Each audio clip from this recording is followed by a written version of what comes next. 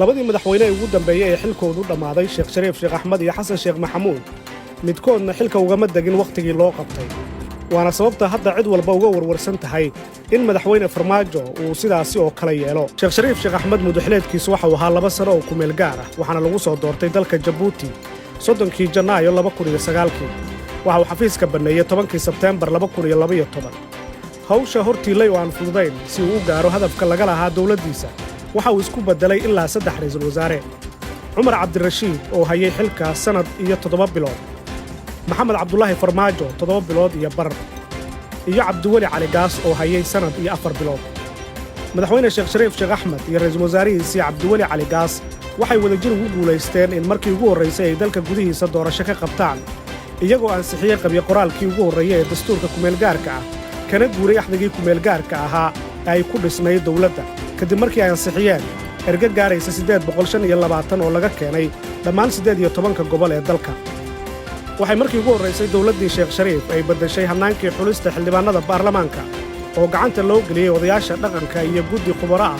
oo qaabilsanaa xagga farsamada oo ay dawladdu u saartay kuwaasi oo hubinayay in liiska mudanayaasha dalka aan lagu soo darin dadkii ku eedaysnaa tacadiyadii ka dhacay dalka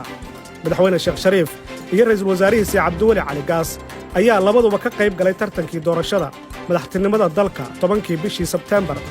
2012 midkoodna kuma guuleysan Sheekh Shariif Sheekh Axmed waxa uu madaxweyne ku meel gaar ah ka ahaa Soomaaliya muddo 3 sano iyo 7 bilood Xasan Sheekh Maxamuud oo ka yimid bulshada rayidka ah ayaa madaxweyne loo doortay 10kii bishii Sebtembar 2012 waxa mudxleedkiisu uu ahaa 4 sano oo hogaaminayay dawladdii ugu horeysay oo aan ku meel gaar ahayn oo ay Soomaalidu yeelato muddo 22 sano kadib waajibka laga sugayay oo ka cuslaa dawladdii uu dhaxlay waxa uu ka fursan waayay inuu isku bedelo ilaa 3 ra'iisul wasaare Cabdi Faarax Shirdoon Saacid 1 sano iyo 2 bilood ayuu ra'iisul wasaare ahaa Cabdiwali Sheekh Axmed 11 bilood iyo 23 cisho iyo Umar Cabdirashiid oo 2 sano iyo 2 bilood ra'iisul wasaare ahaa muddadaasi dawladda madaxweyne Xasan Sheekh Maxamuud waxay ku guuleysatay in Mareykanku uu aqoonsi buuxa siiyo Soomaaliya isagoo booqasho rasmi ah ku tagay aqalka cad lana kulmay madaxweynihii xilligaasi ee Mareykanka Barack Obama madaxweyne Xasan Sheekh Maxamuud waxay dawladdiisu ku guuleysatay la wareegidda hanaankii dhismaha federaaleynta dalka oo gacanta ay ku haysay urur goboleedka IGAD halkaasina waxaan ka amba qaaday dhammaystirka maamul goboleedyada dalka Jubbaland Galmudug Hirshabeelle iyo Koonfur Galbeed oo dhammaantoodba aan dhib iyo eed yarayn waxaana halkaasi markii ugu horeysay dalku uu ku yeeshay aqal cusub oo loo bixiyo aqalka sare oo ay xubno ka yihiin dhammaan gobollada dalka waxaana markii ugu horeysay la dhaqan geliyay heshiis ah in xildhibaanada laga soo doorto xarumaha dawlad goboleedyada dalka sida Garowe Cadaado Jowhar Baydhabo iyo Kismaayo iyadoo xildhibaanada ka soo jeeda gobollada waqooyi galbeed Togdheer Awdal iyo gobolka Banaadir lagu doortay gudaha caasimadda Muqdisho waxaa sidoo kale wax qabadka dawladdii Xasan Sheekh Maxamuud ka mid ah dhismaha hay'adaha dawladda sida hanaanka shaqaalaysiinta dalka bixinta lacagaha bangiga dhexe iyo dib u noolaynta xiriirkii Soomaaliya ay la lahayd hay'adda lacagta adduunka IMF iyo bangiga adduunka ee World Bank waxaana murankii xagga badda ee nagala dhexeeya Kenya uu gacanta u geliyay maxkamadda caalamiga ah ee ICJ taas oo aan weli xal laga gaarin ugu dambayn doorasho ayay wada qabteen madaxweyne Xasan Sheekh Maxamuud iyo ra'iisul wasaarihiisa Umar Cabdirashiid 8 bishii Febraayo 2017 iyagoo labadooduba ka mid ahaa musharaxiinta ka qayb galaya doorashada madaxweynaha dalka midkoodna kuma soo bixin doorashada Xasan Sheekh Maxamuud waxa uu madaxweyne ka ahaa waddanka muddo 4 sano iyo 5 bilood ah si nabad ah ayuu xilka ku wareejiyay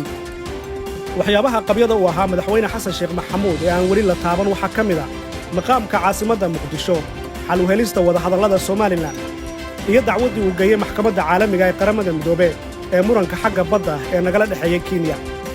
dhaqanka muddo kororsiga ee laga dhaxlay madaxdii hore aan soo sheegnay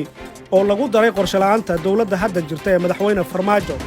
ayaa sabab u ah guud ahaan walaaca laga qabi karo doorashada 2021 taasi oo aan weli muuqan in dhabaheedii la hayo ugu dambayn madaxweynayaashii hore ee Sheekh Shariif Sheekh Axmed iyo Xasan Sheekh Maxamuud waxa waqtiga ugu badan ka qaadan jiray xulashada hadba ra'iisul wasaaraha ay u arkaan inuu dalka ka bixin karo hawsha adag ee hortaalla oo ay ugu weyneyd doorasho dalka ka dhacda dadka Soomaaliyeedna waxay u haysteen ama u arkayeen in isbeddelka xukuumadda lagu sameeyo uu caqabad weyn ku yahay in dalku uu gaaro doorasho qof iyo cod ah